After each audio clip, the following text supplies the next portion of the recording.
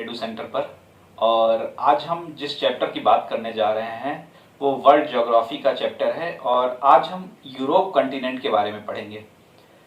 आप किसी भी कॉम्पिटिटिव एग्जाम्स की तैयारी कर रहे हो, अगर यूपीएससी की तैयारी कर रहे हो, चाहे स्टेट पीसीएस की तैयारी कर रहे हो या फिर एसएससी या फिर किसी वनडे एग्जाम की तैयारी कर रहे हो, उसके लिए ये सब्जेक्ट बहुत ही इंपॉर्टेंट हो जाता है। वर्ल्ड ज्योग्राफी से अक्सर ही क्वेश्चन पूछते जाते हैं। तो वर्ल्ड ज्योग्राफी में हम एक एक कंटिनेंट को बहुत ही डिटेल में करेंगे, जिसमें हम सबसे पहले शुरू करने जा रहे हैं यूरोप से। आज के अपने इस चैप्टर का हमारा जो बेसिक फोकस रहेगा वो रहेगा पहले यूरोप की कंटिनेंट्स को आइडेंटिफाई करना, क्योंकि उसके बाद में जब हम उसके ज्योग्राफिकल डिविजन्स को समझेंगे तो इन जो कंट्रीज रहेंगी वो कहाँ पे लाई करती हैं वो हमें बहुत अच्छे से क्लियर रहेगा। तो उसके अकॉर्डिंग हम वहाँ के क्लाइमेट, एग्रीकल्चर, इन सब चीज़ों के बारे में अच्छे से जान सकेंगे। ठीक है, तो सबसे पहले आज हम फोकस करने जा रहे हैं यूरोप में कौन कौन सी कंट्रीज हैं, कहाँ कहाँ पे हैं, यूरोप की बाउंड्रीज कहाँ कहाँ से शेयर होती हैं, इन सभी चीज़ों के बारे में हम बात करते हैं। तो चलिए शुरू करते हैं और एक एक करके हम डिटेल में इसको करेंगे। ठीक है, जैसा कि आपको स्क्रीन में दिख रहा होगा, अगर हम बात करें टोटल कॉन्टिनेंट्स की, अगर हम जैसे बात करते हैं तो ये हमारा साउथ अमेरिका का कॉन्टिनेंट है, इधर हमारा ये हो गया नॉर्थ अमेरिका कॉन्टिनेंट, इधर में हमारा आपको यूरोप दिख रहा है, और अगर आप यहीं पर नीचे के सेक्शन में देखेंगे तो ये हमारा एशिया है पूरा, जहां पे इंडिया, और ये पूरा हमारा एशिया दिख रहा है, जबकि यहाँ वाला सेक्शन इतना हमारा यूरोप का रहता है। ये आपका अफ्रीका हो गया, ये आपका ऑस्ट्रेलिया हो गया, और नीचे में अंटार्कटिका एक हमारा 7वां कॉन्टिनेंट है जिसपे जीवन संभव नहीं है, फिलहाल तो लोग नहीं रहते हैं। तो 1 2 3 4 5 6 और 7 हमारे मेन कॉन्टिनेंट हैं, जिसमें से हम फोकस करने जा रहे हैं यूरोप की। और एक एक करके हम इतनी प्रैक्टिस करेंगे कि इन सभी कंट्रीज को जो एकदम से झुंड में लग रहे हैं इसको हम आइडेंटिफाई कर सके कि कहां पर क्या है। यूरोप की अगर हम बात करते हैं, Europe is the second smallest continent and the smallest being Australia. मतलब सातों जो कंटिनेंट हैं, जो हमने ये सातों कंटिनेंट की बात की, south America, north America, Europe, Asia, Africa, Australia और अंटार्कटिका में, उसमें सबसे छोटा तो ये ऑस्ट्रेलिया है, लेकिन सेकंड नंबर पे आता है यूरोप। सेकंड नंबर पे यूरोप है छोटे में। ठीक है, और यहां पे अगर हम देखें तो बहुत ज्यादा मतलब पॉपुलेशन रिलेटिवली तो है, लेकिन उतनी ज्यादा नहीं जैसा कि एशिया वगैरह में हमको देखने को मिलती है। ठीक है, और यूरोप को एक खास वर्ड दिया जाता है, Europe is often described as a peninsula of peninsulas, मतलब प्रायद्वीपों का प्रायद्वीप। अब जैसे प्रायद्वीप क्या होता है, ये इस पर्टिकुलर एरिया को जैसे देखिए, ये एक लैंड मास है, ठीक है, लेकिन यहां पर ये पूरा एक वाटर बॉडी है, यहां पर भी वाटर बॉडी है, यहां पर भी वाटर बॉडी है। ठीक है, तो अगर कोई लैंड मास ऐसा होता है जो 3 तरफ से वाटर बॉडी से घिरा हुआ हो तो उसको हम क्या बोलते हैं, पेनिसुला बोलते हैं। और इस तरीके के यहाँ पर कई सारे छोटे छोटे पेनिसुला मिलते हैं, जैसे देखिए यहां पर भी मिल रहा है, यहां पर भी मिल रहा है, और यूरोप अपने आप में भी देखिए ये भी 3 तरीके से वाटर बॉडी से घिरा हुआ है। तो इसीलिए इसको एक नाम दिया जाता है पेनिसुला ऑफ पेनिसुलास, यानी कि प्रायद्वीपों का प्रायद्वीप। कभी पूछा जाए कि किस कंटिनेंट को प्रायद्वीपों का प्रायद्वीप कहा जाता है, तो यूरोप का कहा जाता है। यूरोप प्रायद्वीपों का प्रायद्वीप कहा जाने वाला यूरोप महाद्वीप क्षेत्रफल की दृष्टि से छठा सबसे बड़ा महाद्वीप है, मतलब सेकंड स्मॉलेस्ट। ठीक है, इसका क्षेत्रफल यहाँ पर आप देख सकते हैं कितना दिया हुआ है, 10,180,000 किलोमीटर स्क्वायर है। विश्व के टोटल लैंड मास का लगभग 6.7%। अगर आप टोटल लैंड मास कंटिनेंट देखते हैं कहाँ का, पूरे वर्ल्ड का, तो यहाँ पर आपको लगभग 6.7% लैंड मास आपको कहां पर मिलेगा, 6.7% लैंड मास आपको मिलता है सिर्फ यूरोप का। ठीक है, इसके नॉर्थ में क्या है, आर्कटिक, और साउथ में भूमध्य, और पश्चिम में अटलांटिक। मतलब थोड़ा सा यहां पर आते हैं, नॉर्थ, वेस्ट और साउथ। इधर नॉर्थ है, इस साइड में तो आपका एशिया पड़ जा रहा है, लेकिन नॉर्थ में आपकी वाटर बॉडी है, वेस्ट में आपकी वाटर बॉडी है, और साउथ में आपकी वाटर बॉडी है। ठीक है, तो नॉर्थ में आपका क्या है, नॉर्थ में आपका आर्कटिक महासागर है, मतलब यहां पे ऊपर में आपका आर्कटिक ओशियन है, आर्कटिक ओशियन है, नीचे में आपका मेडिटेरियन ओशियन है, नीचे में आपका भूमध्य सागर है, और पश्चिम में अटलांटिक। मतलब इस साइड में यहां पर अटलांटिक, ऊपर में आर्कटिक, और यहाँ पर मेडिटेरियन यानी कि भूमध्य सागर। तो 3 सागरों से ये घिरा हुआ है, आर्कटिक, अटलांटिक और मेडिटेरियन, इन 3 सागरों से घिरा हुआ यूरोप है। ठीक है। अगर आप लोकेशन की बात करते हैं, लोकेशन क्या होता है, जैसे आप किसी भी जगह की जब आइडेंटिफाई करते हैं लोकेशन, तो लैटिट्यूड और लॉन्गिट्यूड से उसको आइडेंटिफाई किया जाता है। ग्लोब वगैरह जैसे आप जब देखते होंगे, जैसे आपको मैं ग्लोब दिखाता भी हूं, देखिए जैसे ये ग्लोब वगैरह को आप देखेंगे तो यहाँ पर इस तरीके से नॉर्थ पोल और साउथ पोल, इनको मिलाती हुई कुछ लाइंस, इमेजिनरी लाइंस मिलती हैं आपको। और इसी तरीके से इस तरीके से अगर आप देखेंगे तो यहाँ पर भी आपको कई इमेजिनरी लाइंस मिलती हैं। तो इस तरीके से हॉरिजॉन्टली जो इमेजिनरी लाइन मिलती हैं उनको हम बोलते हैं लैटिट्यूड, और इन वालों को मिलते हैं जो नॉर्थ और साउथ को मिला रही हैं उनको हम बोलते हैं लॉन्गिट्यूड। और ये लॉन्गिट्यूड और लैटिट्यूड की जो लोकेशन होती है, इसी अकॉर्डिंग हम किसी भी देश की स्थिति का या फिर कहें कि किसी कंटिनेंट की स्थिति का पता लगाते हैं, बताते हैं। किसी भी जगह की लोकेशन वगैरह बतानी होती है तो लॉन्गिट्यूड और लैटिट्यूड्स बताते हैं। इसके बारे में हमने एक सेपरेट वीडियो बनाया हुआ है जिसको आप देख सकते हैं। ठीक है। तो अगर आप इसकी बात करें लैटिट्यूड के अकॉर्डिंग, तो 35 degree north to 80 degree north latitude है। ठीक है। एक चीज मैं आपको यहीं पे थोड़ा सा बताता हूं, देखिए जैसे ये एक मैं अर्थ को ले लेता हूं और ये हमारा इक्वेटर है। ठीक है, ये हमारा इक्वेटर है। ठीक, तो ये इक्वेटर क्या करता है, इसको पूरे अर्थ को दो बराबर पार्ट में बांट रहा है, और ये ऊपर में हमारा नॉर्थ पोल है, ये हमारा साउथ पोल है। ठीक है। इसी तरीके से अगर हम इस तरीके से डिवाइड करें तो ये ईस्ट हो गया, हमारा वेस्ट हो गया। ऊपर वाले को हम नॉर्दर्न हेमिस्फीयर का नाम देते हैं, नीचे वाले को साउदर्न हेमिस्फीयर का नाम देते हैं। ये हमारा वेस्टर्न हेमिस्फीयर हो गया, ये हमारा ईस्टर्न हेमिस्फीयर हो गया। तो अगर हम यूरोप की लोकेशन जैसे हम बात कर रहे हैं 35 degree to 80 degree north latitude की बात हम कर रहे हैं, तो मतलब ये कहां पर लाई कर रहा है, नॉर्थ में। ठीक है, नॉर्थ में, मतलब यूरोप की लोकेशन कहां पर है, यूरोप की लोकेशन नॉर्दर्न हेमिस्फीयर में है। ठीक है। और दूसरी कहां से कहां तक, 35 डिग्री से 80 डिग्री तक।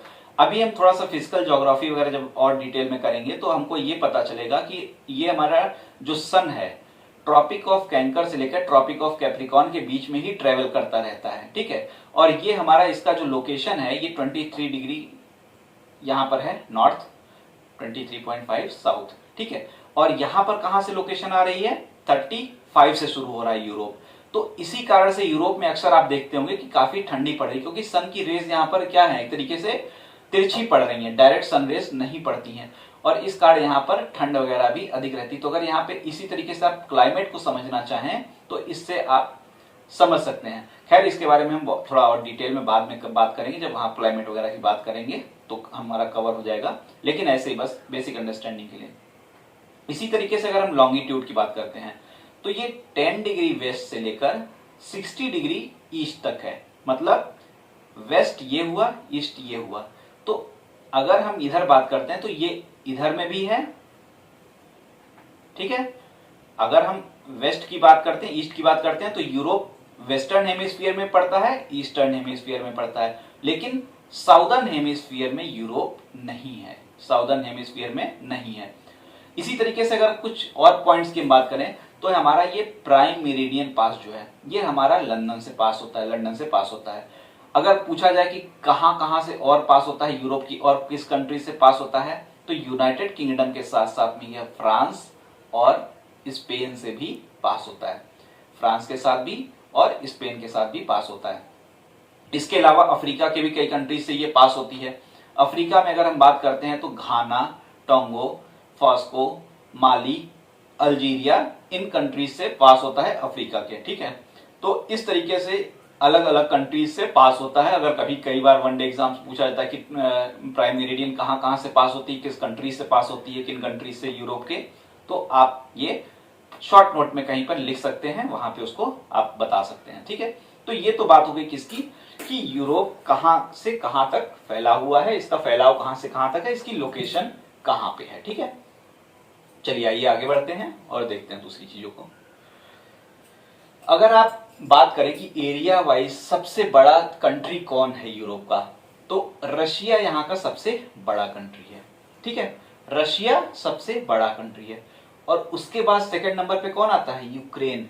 रशिया कंट्रोल करने की कोशिश में लगा हुआ है यूक्रेन के खिलाफ, काफी लंबे समय से इनका वॉर भी चल रहा है। सोचिए अगर ये रशिया ने कंप्लीट कर लिया, इस पे पूरा कंट्रोल कर लिया तो कितना और बड़ा हो जाएगा। ठीक है, और पूरे यूरोप के पास में एक तरीके से रशिया पहुंच चुका रहेगा, सभी कंट्रीज के पास में। और इसीलिए कहीं ना कहीं रशिया और यूएसए जो आपस में एकदम से क्या कहें कितने घनिष्ठ दोस्त हैं आप तो जानते ही हैं, तो उनके बीच में दूरी और दिक्कत कर रही है। और अमेरिका किसी कीमत पर नहीं चाहता कि यूक्रेन पर रशिया का कंट्रोल होने पाए। ठीक है, थर्ड नंबर पे जो कंट्री आती है वो है फ्रांस, और फोर्थ पे स्पेन, फिफ्थ पर स्वीडन। ठीक है, तो अगर लार्जेस्ट कंट्री आप कहें यूरोप की तो सबसे पहले नंबर पे Russia, second Ukraine, third number पे फ्रांस, फोर्थ पे स्पेन और स्वीडन। इसके अलावा जो अलग अलग कंट्रीज हैं उनको कुछ ग्रुपिंग करके नाम दिया जाता है, जैसे यहाँ पर आप देख सकते हैं। इसको अभी यहाँ पर मैं डिस्कस नहीं कर रहा हूं क्योंकि ये जो कंट्रीज है इनको पहले हमको इनका लोकेशन जानना होगा, तभी आप समझ पाएंगे कि इनको ऐसा किस लिए कहा गया है। ठीक है, तो इसको यहाँ पर नोट्स पॉइंट ऑफ व्यू से तो भले लिखा गया है, लेकिन इसको हम यहाँ पर डिस्कस नहीं करेंगे। ठीक, इसी तरीके से कई सारे यहाँ पे पेनिसुला जो पाए जाते हैं उनको भी हम यहाँ पर नहीं डिस्कस कर रहे हैं, क्योंकि पहले हमको जब तक कंट्रीज आइडेंटिफाई नहीं कर लेंगे तब तक हम इन सब चीजों को नहीं समझ पाएंगे। ठीक है, तो पहले अब हमारा नेक्स्ट फोकस क्या होना चाहिए, हमारा कंट्रीज पर। चलिए आइए देखते हैं। देखिए अगर हम यूरोप की बाउंड्री की बात करते हैं तो तीन साइड में तो हमने देख लिया था, क्या था, अटलांटिक, मेडिटेरियन और आर्कटिक। और चौथे साइड में ईस्ट में हमारा क्या पड़ रहा था, एशिया। इस तरीके से ये घिरा हुआ है। अब एशिया में किससे किससे और ये बाउंड्री बना रहा है उसको भी थोड़ा सा ये हम जानते हैं, समझते हैं। थोड़ा सा आगे हम चलते हैं, किस तरीके से डिवीजन वगैरह है, ये सारी चीजें हम थोड़ा सा बाद में करेंगे।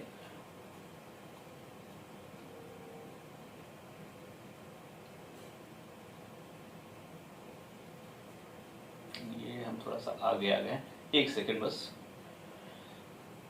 हाँ, ये रही बाउंड्रीज की बात करते हैं। देखिए इधर में ये आपका पोर्शन जो है ये है यूरोप। ठीक है, और ये है आपका एशिया। यूरोप और एशिया के बीच में कैसे बाउंड्री बनती है उसको हम देखते हैं। यहां पर आप देखेंगे ये पोर्शन जो आपको दिख रहा है ये है यूराल माउंटेन। यूराल माउंटेन, तो यूराल माउंटेन क्या कर रहा है, ये एशिया और यूरोप और एशिया के बीच में क्या कर रहा है, बाउंड्री क्रिएट कर रहा है। इसी तरीके से ये देखिए आपको कैस्पियन सी दिख रही है, कैस्पियन सी। तो कैस्पियन सी भी क्या कर रही है, यूरोप और एशिया के बीच में बाउंड्री बनाने का काम कर रही है। उसके बाद में ये पोर्शन देखिए आप क्या है, कैकेकस माउंटेन। तो कैकेकस माउंटेन भी क्या है आपका, यूरोप और एशिया के बीच में क्या कर रही है, बाउंड्री बना रही है। इसी तरीके से ब्लैक सी देखिए, तो ब्लैक सी भी क्या है, यूरोप और एशिया के बीच में बाउंड्री बना रही है। अब दूसरी चीज खास बात थोड़ी सी, ये जो टर्की है, ठीक है, तुर्की, इसका आधा हिस्सा यूरोप में पड़ता है और आधा हिस्सा कहां पड़ता है, एशिया में। तो एक जल संधि है, स्ट्रेट है, जो क्या करती है, स्ट्रेट क्या होती है, जो दो वाटर बॉडीज को और तो डिवाइड कर रही होती है, लेकिन कहीं ना कहीं लैंड मास को एक तरीके से, देखिए दो लैंड मास को ये कनेक्ट डिवाइड कर रही होती है और वाटर बॉडीज को कनेक्ट कर रही होती है। तो मेडिटेरियन सी और ब्लैक सी को कनेक्ट करती हुई, और टर्की का जो पोर्शन यूरोप में है और टर्की का जो पोर्शन एशिया में है उसको अलग करता हुआ एक यहाँ पर स्ट्रेट पाया जाता है, बॉस्फोरस स्ट्रेट। ठीक है, तो ये यूराल पर्वत, काकेकस पर्वत, कैस्पियन, ब्लैक सी और बॉस्फोरस स्ट्रेट, ये क्या करती हैं, ये बनाती हैं बाउंड्री किसके किसके बीच में, एशिया और यूरोप के बीच में। ठीक है, अगर अब जैसे हम बात करें तो आपका कौन सा हो गया एक, ठीक है, एक आपका हो गया ये यूराल माउंटेन, दूसरा हो गया आपका कैस्पियन सी, कैकेकस माउंटेन, ब्लैक सी, और टर्की जो है इसका एशिया और यूरोप के बीच में जो डिवीजन है वो करता है बॉस्फोरस स्ट्रेट। स्ट्रेट क्या होती है अगर हम इसकी बात कर रहे हैं, तो जो लैंड मास होता है, दो लैंड मासेस को ये क्या करता है, सेपरेट करता है, और दो वाटर बॉडीज को क्या करता है, ये कनेक्ट करता है। ठीक है, दो वाटर बॉडीज को कनेक्ट करता है। तो इस तरीके से इनके द्वारा किसके किसके बीच में, यूरोप और एशिया के बीच में एक तरीके से बाउंड्री का सेपरेशन होता है। नीचे में आप देखेंगे, जैसे मैप में हम आते हैं थोड़ा सा फिर से, और पीछे जाते हैं हम मैप लेके। हाँ, ये यहाँ पे भी देखिए, ये यहाँ तो ऊपर में हमारा क्या हो गया, यूरोप हो गया, नीचे में अफ्रीका है। तो यहीं पे एक और स्टेट इसी तरह से पाई जाती है, जिब्राल्टर स्टेट। और वो जिब्राल्टर स्टेट क्या कर रही होती है, यूरोप और अफ्रीका को अलग कर रही होती है। तो कभी आपसे क्वेश्चन ये पूछा जाए कि यूरोप और अफ्रीका के बीच में कौन बाउंड्री बना रहा होता है, तो यहां पर ये जिब्राल्टर स्टेट पाई जाती है। वो जिब्राल्टर स्टेट क्या कर रही होती है, यूरोप और अफ्रीका को अलग कर रही होती है। तो इस तरीके से बाउंड्रीज बना रही होती है कौन, यूरोप, अफ्रीका और एशिया से। मेनली एशिया से इसकी बाउंड्री बन रही है, यूराल माउंटेन, ककस पर्वत, कैस्पियन, ब्लैक सी, फास्फोरस स्टेट। और जिब्राल्टर स्टेट जो है वो कहां से बना रही है, वो बना रही है अफ्रीका के साथ। ठीक है, अब हम एक एक करके इसकी कंट्रीज को थोड़ा सा आइडेंटिफाई करने की कोशिश करते हैं। देखिए, बहुत सारी कंट्रीज आपको मिल रही हैं यहाँ पर, देख के थोड़ा सा लगता है कैसे याद होगा, लेकिन एक एक करके हम करेंगे प्रैक्टिस तो याद होता चला जाएगा। देखिए, यहां पर नंबरिंग किया हुआ है, ये नंबरिंग किया हुआ है, और यहां पर इनकी कंट्रीज के नाम लिखे हुए हैं। ठीक है, 1 2 3 4 5 6 7 8 9 10 11 12 13 इस तरीके से गया हुआ है। एक एक करके हम समझेंगे और जानेंगे कि कौन कौन सा है। आप एक एक करके टुकड़ों में हम देखेंगे। देखिए, सभी पे मैंने नाम नहीं लिखा हुआ है, कुछ को यहाँ पर छोड़ा हुआ है। तो देखिए, सबसे पहले ये एक नंबर जो है, थोड़ा सा आप देखिए, यूरो कप वगैरह होता है ना, फुटबॉल जो पसंद करने वाले लोग इन कंट्रीज के नाम जानते होंगे। सबसे पहले एक नंबर जो है वो है आपका पोर्टुगल, पुर्तगाल, पोर्टुगल जो भी कहना चाहें। सबसे पहले यहाँ पर पोर्टुगल है। ठीक है, यहीं के लोग सबसे पहले कहाँ आए थे, भारत में आए थे। भारत पर शासन करने वाले सबसे पहले यही लोग थे। तो शुरुआत पहले नंबर पे कौन हो गया, पोर्टुगल हो गया। उसका पड़ोसी देश कौन है, उसका पड़ोसी देश है सेकंड नंबर पे स्पेन। 1 पोर्टुगल, 2 स्पेन। स्पेन का पड़ोसी है फ्रांस। 1 2 3 पे कौन आ गए, 1 पे पोर्टुगल हो गया, 2 पे स्पेन हो गया, 3 पे फ्रांस हो गया। 1 2 3। अब देखिए, ये 4 5 और एक छोटू सा यहाँ पे है, उसको यहाँ पे अभी नहीं लिखा है नंबर, लेकिन ये 3 कंट्रीज यहाँ पर एकदम छोटे छोटे से दिखते हैं। ठीक है, 4 और 5 की अगर हम बात करते हैं, 4 है आपका बेल्जियम और 5 है आपका नीदरलैंड। 5 है आपका नीदरलैंड, 4 बेल्जियम, 5 नीदरलैंड।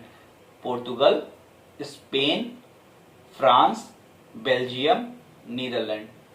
6 की बात करते हैं, 6 हिटलर का, जर्मनी। 6 से कहां का, हिटलर का, जर्मनी। ठीक है, 6 के नीचे में 7, 6 के नीचे 7 बहुत ही फेमस जगह है, बहुत ही फेमस जगह कौन सी, स्विट्जरलैंड। स्विट्जरलैंड 7 नंबर का है, स्विट्जरलैंड है। ठीक है, उसके बाद में ये 8 नंबर, ये पूरा देखिए जो दिख रहा है, ये 8 नंबर पूरा है क्या, इटली।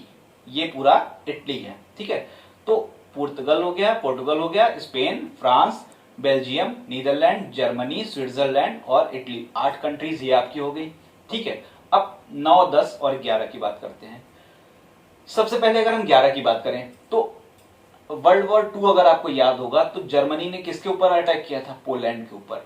पोलैंड कौन है, ये 11 नंबर ही है। ठीक है, ये 11 नंबर पोलैंड है। ठीक है, 11 नंबर आपका पोलैंड है।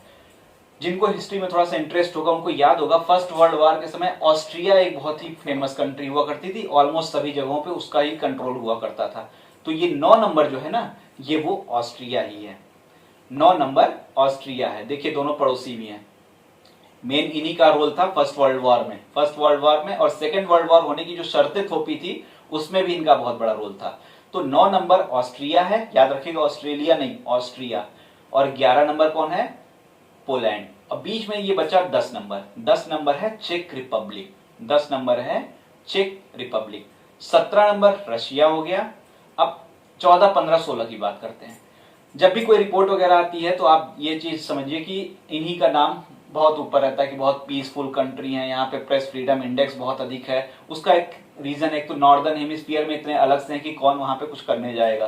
तो ये 14, 15, 16 कौन सी कंट्री है? 14 नंबर कंट्री है आपका नॉर्वे, 14 नंबर कंट्री है नॉर्वे, 15 नंबर कंट्री है स्वीडन और 16 नंबर कंट्री है फिनलैंड। 14, 15, 16 स्वीडन, फिनलैंड और नॉर्वे। नॉर्वे 14 नंबर पे आ गया, स्वीडन आ गया आपका 15 नंबर पे, 16 नंबर पे आ गया आपका फिनलैंड। ठीक है, तो 14, 15, 16। 12 नंबर आपका है यूनाइटेड किंगडम और 13 नंबर है आपका आयरलैंड। 12 और 13 ये हो गए यूनाइटेड किंगडम और आयरलैंड। यहीं के लोग फिर भारत में आए थे, यहाँ वाले आए थे, फिर यहाँ वाले आए थे। अब देखिए पूरे समुद्र के किनारे वाले लोग हैं, इसीलिए इनकी नेवल पावर बहुत स्ट्रांग थी और इसीलिए बहुत अच्छे से इंडिया पे आकर इन्होंने अपना अटैक भी कर लिया था, नियंत्रण भी कर लिया था। ठीक है, तो ये हो गया 8, 9, 10, 11 हमने कर लिया। अब ये 18, 19, 20 बचे। 18, 19, 20, 18, 19, 20 की अगर हम बात करते हैं, 18 नंबर है एस्टोनिया, 19 नंबर है लाटविया और 20 नंबर। तरीके से 18 नंबर आपकी कौन हो जाती हैं? 18 नंबर आपकी हो गया कौन? 18 नंबर है एस्टोनिया, 19 नंबर है लाटविया, 20 नंबर है लिथुआनिया, 21 बेलारूस, 22 यूक्रेन। 22 यूक्रेन, याद रखिएगा यहीं पे रशिया और यूक्रेन का वॉर चल रहा है, कीव वगैरह यहाँ की राजधानी है। खैर उसके बारे में तो बाद में बात करेंगे। दो और कंट्रीज लिखेंगे 23 और 24। ये 23 जो बीच में ये है मालडोवा और 24 है रोमानिया। ठीक है, 24 है रोमानिया। यहां पर ऑलरेडी लिखा हुआ है जो हमने प्रैक्टिस किया। सबसे पहले ये पोर्शन हमारा क्या था? ये पोर्शन हमारा पोर्टुगल, सेकेंड नंबर पे हमारा स्पेन, थर्ड नंबर पे हमारा फ्रांस, ये कौन सा था? बेल्जियम, ये कौन सा था? नीदरलैंड, जर्मनी ने किस पे अटैक किया था? पोलैंड पर। जर्मनी पोलैंड से लगा हुआ ट्रायंगल बनाते हुए चेक रिपब्लिक के नीचे ऑस्ट्रिया के नीचे ये है इटली और फ्रांस, जर्मनी, ऑस्ट्रिया से लगा हुआ ये वाला कौन है? स्विट्जरलैंड है। ठीक है, उसके बाद में 3 कंट्रीज आपकी यहाँ पे एस्टोनिया, लाटविया और लिथुआनिया मिलती है। इस पे किसका कंट्रोल है? रशिया का ही कंट्रोल है। ऊपर में यहाँ पर फिनलैंड है, ये स्वीडन है, ये नॉर्वे है, ये पूरा आपका यूनाइटेड किंगडम हो गया, ये पूरा आपका आयरलैंड हो गया। बेलारूस ये रहा, यूक्रेन ये रहा, ये आपका मालडोवा है और ये आपका रोमानिया है। ठीक है, उसके बाद में ये पोर्शन देखिए, ये जो पोर्शन आपको दिख रहा है ये वाला पोर्शन है डेनमार्क। ये वाला पोर्शन क्या है? डेनमार्क है। ठीक है, अब थोड़ा सा पीछे जाते हैं। देखिए ये जो है ना, ये आपका है डेनमार्क, ये आपका नॉर्वे, स्वीडन और फिनलैंड। यहां पर एक पर्वत श्रृंखला पाई जाती है, माउंटेन रेंज पाया जाता है, स्कैंडिनेवियन माउंटेन। और ये माउंटेन रेंज के कारण में यहाँ पर ये जो जितनी कंट्रीज हैं इनको एक नाम दिया जाता है स्कैंडिनेवियन कंट्री। तो आपको यहाँ पर देखिए कुछ कंट्रीज जो मैंने बताए थे कि हम बाद में देखेंगे, इससे आप आइडेंटिफाई करेंगे अभी। ठीक है, थोड़ा सा यहीं पे देखते हैं तो जिससे क्लियर हो जाएगा। देखिए Scandinavian country Iceland, Norway, Sweden, Denmark और फिनलैंड। आइसलैंड ऊपर के साइड में है जहां पर डेनमार्क का एक तरीके से कंट्रोल है। ठीक है, नॉर्वे, स्वीडन, डेनमार्क और फिनलैंड स्कैंडिनेवियन कंट्री है क्योंकि यहां पर किसका कंट्रोल है? यहां पर स्कैंडिनेवियन पर्वत पाया जाता है। अब देखिए यहां पर 3 और कुछ और नाम दिए हैं, बाल्टिक देश, एस्टोनिया, लिथुआनिया और लाटविया। इसको भी आइए देखते हैं कैसे हुआ, ये भी हम देखते हैं। अभी थोड़ा सा स्लाइड वगैरह तो बढ़ाना ही पड़ेगा अगर समझना है तो। देखिए ये है 18 नंबर क्या है? एस्टोनिया था, लाटविया था, लिथुआनिया था। इन तीनों को ही क्या नाम दिया गया? Baltic country.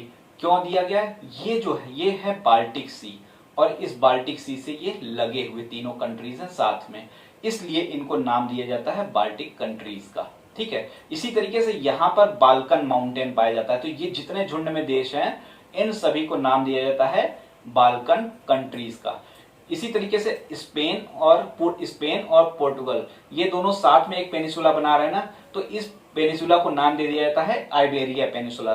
तो अगर वो पूछा जाए कि आइबेरिया पेनिसुला में कौन कौन सी कंट्री हैं, ऑप्शन बना दिया जाएगा फ्रांस, स्पेन और पोर्टुगल और स्पेन केवल, या फिर पोर्टुगल, स्पेन, इटली। तो इस तरीके से आप समझ सकते हैं। ठीक है, केवल स्पेन और पोर्टुगल मिला के हमारा आइबेरिया पेनिसुला है। तो यहाँ पर ये हमारे ये 1 और 2 आइबेरिया हो गए, ये हमारे बाल्कन कंट्रीज हो गए, Denmark, Sweden, Norway, Sweden, Finland मिला के ये हो गया आपका, और ऊपर में यहाँ पर आइसलैंड मिला के आपका हो गया स्कैंडिनेवियन कंट्री हो गया। ठीक है, तो यहां तक तो हमने कर लिया। थोड़ी सी बची हुई कंट्रीज को अब देखते हैं। इसके लिए हम थोड़ा सा यहां पर देखते हैं जिससे क्लियर हो। ये हमारा था क्या, इटली। इटली के जस्ट बगल में हम देखेंगे ये वाला जो पोर्शन हमारा, ऊपर में तो ऑस्ट्रिया हो गया है, लेकिन यहां पर अगर हम बात करें, ठीक है, ये पोर्शन, तो ये पोर्शन हमारा है स्लोवेनिया। स्लोवेनिया, स्लोवेनिया बात करते हैं, याद रखिएगा एक स्लोवाकिया है और एक स्लोवेनिया है। स्लोवेनिया और स्लोवाकिया आपस में बाउंड्री शेयर नहीं कर रहे हैं, लेकिन दोनों ही किससे, ऑस्ट्रिया से दोनों ही बाउंड्री शेयर किए हुए हैं। ठीक है, ऑस्ट्रिया से दोनों ही बाउंड्री शेयर किए हुए हैं, और एक और कंट्री जिससे दोनों बाउंड्री शेयर कर रहे हैं वो है हंगरी। हंगरी से भी ये दोनों बाउंड्री शेयर कर रहे हैं। तो स्लोवाकिया और स्लोवेनिया के बीच में एक कंट्री इधर में हंगरी है और लेकिन ये किन दो कंट्री से यहाँ पे कहें बाउंड्री शेयर कर रही है, एक तो आपकी ऑस्ट्रिया है और एक और कंट्री है आपकी हंगरी, उससे ये बाउंड्री शेयर कर रही है। नीचे में स्लोवेनिया के नीचे अगर हम देखेंगे, ये पोर्शन जो दिख रहा है आपको, ये है आपका क्रोएशिया। क्रोएशिया, क्रोएशिया के नीचे ये है आपका बोस्निया। ठीक है, बोस्निया से लगा हुआ यहां पर आपका है सर्बिया।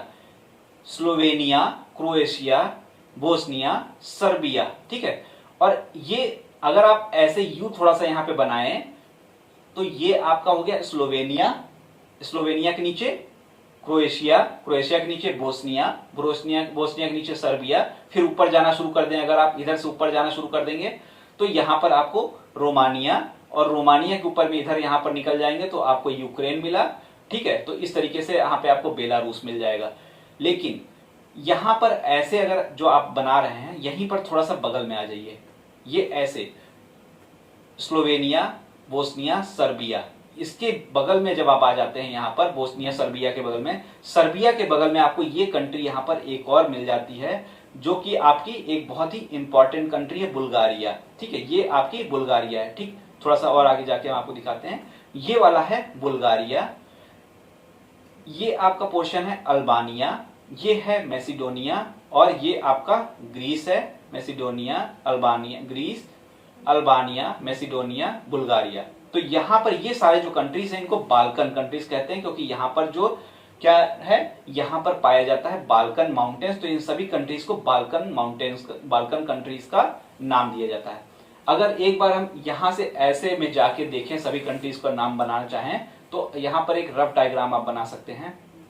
पोर्तुगल, उसका boundary share Spain, France, Belgium, Netherlands, Germany, Poland, फिर यहां पोलैंड के बगल में रशिया छोटा सा था, फिर आपका कौन है, लिथुआनिया, लाटविया, एस्टोनिया, यहां फिनलैंड, स्वीडन, नॉर्वे। देखिए यहां पर एक आपकी छोटी सी कंट्री और दिख रही है, ये एक अंडोमा है। अंडोमा भी एक कंट्री है जो एक लैंड लॉक्ड कंट्री है, किसके किसके बीच में, स्पेन और फ्रांस के बीच में। और ये जो एक कंट्री है छोटी सी, ये है लग्जमबर्ग। ये आपका बेल्जियम था, ये आपका नीदरलैंड था, और ये लग्जमबर्ग है। इन तीनों को जब कंबाइन कर देते हैं, इन तीनों को जब कंबाइन कर देते हैं तो हम इसको कहते हैं बेनेलक्स कंट्री। बेल्जियम का बे, नीदरलैंड का ने, और लग्जमबर्ग का लक्स, तो बेनेलक्स कंट्री। बेनेलक्स कंट्री में लग्जमबर्ग लैंड लॉक्ड कंट्री है। इसी तरीके से डेनमार्क देखिए अपने आप में एक पेनिसुला है, प्रायद्वीप है, तो डेनमार्क को एक नाम और दिया जाता है जुटलैंड प्रायद्वीप, जुटलैंड प्रायद्वीप। ठीक है, और यहां पर देखिए इटली के नीचे में माल्टा है, माल्टा भी किसका पार्ट है, ये भी इटली का पार्ट है। ठीक है, और ये दोनों अभी हमने जाना ही था कि स्पेन और पोर्टुगल मिला के एक पेनिसुला बनाते हैं, तो इनको नाम दिया जाता है आइबेरिया पेनिसुला। ठीक है, आइबेरिया पेनिसुला इसको नाम दे दिया गया। ये सारी कंट्रीज हमने देख ली। थोड़ा सा नीचे आते हुए अब देखते हैं, अगर हम Portugal, Spain, France, Italy, Slovenia, Croatia, Bosnia, Montenegro, Albania, Greece, Turkey, Bulgaria, Romania. यहां पे अगर देखें ऐसे, Portugal, Spain, France, Italy, Slovenia, Croatia, Bosnia, Montenegro, Albania, Greece, Turkey, Bulgaria, Romania, Moldova, Ukraine, Belarus. इसी तरीके से हम यहाँ पे गए हुए थे। देखिए ये वाला टर्की वाला पोर्शन जो यूरोप का है, यहाँ पर आपका ग्रीस हो गया, इसके ऊपर में आपका अल्बानिया हो गया। ठीक है, ये आपका बुल्गारिया हो गया, रोमानिया हो गया, यूक्रेन हो गया, मोल्डोवा हो गया, ये सारी कंट्रीज हमने आइडेंटिफाई कर ली। ठीक है, आइबेरिया प्रायद्वीप पुर्तगाल स्पेन हो गया। फ्रांस से थोड़ा सा निकला हुआ एक प्रायद्वीप पाया जाता है जिसको हम ब्रिटनी प्रायद्वीप कहते हैं। डेनमार्क को जुटलैंड प्रायद्वीप कहते हैं। नॉर्वे, स्वीडन, फिनलैंड, जिसमें अगर हम आइसलैंड को भी कंसीडर कर लें और डेनमार्क को भी, नीदर उसको भी, ये हमारा कौन सा कंट्री था उसका नाम बार बार मिस कर जाता हूं मैं, डेनमार्क को भी कंसीडर कर लेते तो हमारा वो कंसीडर हो जाता है ये हमारा स्कैंडिनेवियन प्रायद्वीप। ठीक है, तो ये हमारी पूरी एक तरीके से कहें कंट्रीज को हमने आइडेंटिफाई कर लिया है। ठीक है, तो उम्मीद कर रहे हैं कि आपने सभी चीजों को समझ लिया होगा और जान लिया होगा। अपनी नेक्स्ट क्लास में हम माउंटेन और रिवर्स को पढ़ेंगे। और दोस्तों, अगर आपको पसंद आया तो सब्सक्राइब जरूर करिएगा चैनल।